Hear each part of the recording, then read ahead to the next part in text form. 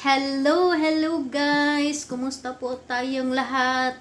Shout out po sa lahat sa mga solid supporter ko, sa mga solid subscriber ko. Maraming salamat po sa mga nagsuporta po sa akin. Ang gagawin ko po ngayon guys ay ituturo ko po sa inyo kung paano gamitin ang automatic na washing sa ibang bansa. Welcome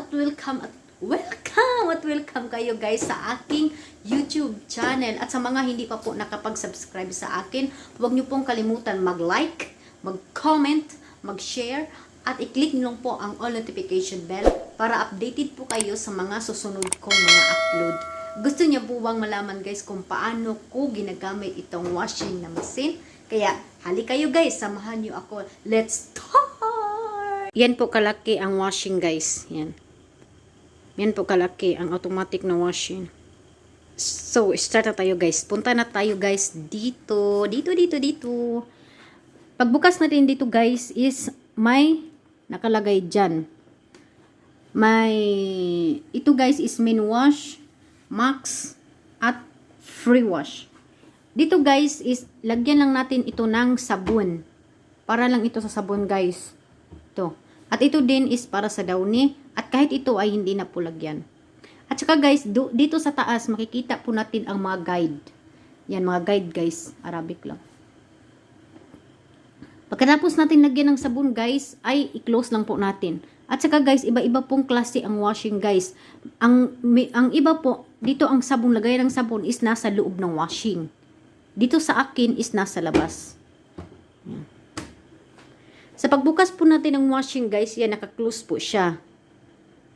Yan. Buksan ko po guys. Pagbukas ko, may labahan ako guys, decolor. Yan. Lagyan po natin siya guys ng labahan. At saka, i-close po natin. At mag-start na tayo guys. Sa start guys, ay makikita po natin yung may power. Dito po tayo sa power mag-start. Mag-start na tayo guys. Dito po. Kung gusto natin guys na mabilisan ang paglaban natin, pwede lang natin i-quick wash. Yan guys, quick wash muna tayo. Quick wash, may nakalagay dyan na 14. Kung gusto nyo man po, nalagyan po ng ulit ng minutes, dito lang po kayo sa range. Yan. At mag-start lang po kayo guys. At kung gusto nyo po ng iba guys, yung mga puti, dito po makikita po natin itong lahat. Ito is para sa medyas, sahol, mga damit, mga habol. Ito guys is panglinis ito guys. 130 panglinis ito ng washing. Buwan-buwan guys nililinis po ang washing para hindi po masira. Ito guys is kuwait. Kuwait is pure whites. Yan ang nalalagay. Pag i-start natin guys is makikita po natin ang 2 hours. 2 hours to guys. At saka ang mga baby care. 2 by 35. Mataas ito na minutes guys. 2 hours and 35. Quick wash. Ito ang pinakamabilis guys. Quick wash. Malinis din naman ang paglalaban nito guys. May free wash. Pang wash-wash lang to guys. Lingwire. May dark wash. Mga itim na mga damit. At mga rinse at stain. Yung mga tapos nyo pang nilaban at gusto nyo po na stain lang po kayo guys. Ang ginagamit ko ngayon guys is lingwire. Gusto ko pong mabilisan, ginawa ko po ng Spain. 41.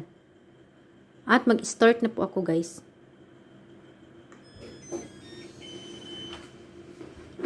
Diyan, naka-start na siya guys, diyan. Hindi lang siya masyadong makita kasi maitim. Sa baba ay makikita natin sa baba guys na may nakalagay dito. Ito guys is clean the filter regularly. Buksan lang po natin yan guys. Yan.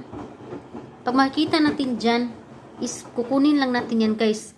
Kunin natin is iganyan lang natin guys na pagkakuha. Tsaka makikita natin yung maraming dumi. At linisin lang po natin. At kada po natin linisin, ay pwede na po nating sirahin. Ayan guys, nag-start na siya guys. Nakikita niyo ako guys, di ba? Yan. Paunti-unti lang siya guys na mga ganyan, maganyan-ganyan, maganyan. Ayan, nakikita po natin guys. At hanggang sa matapos ang kanyang at maglagay siya ng sabon at iba pa.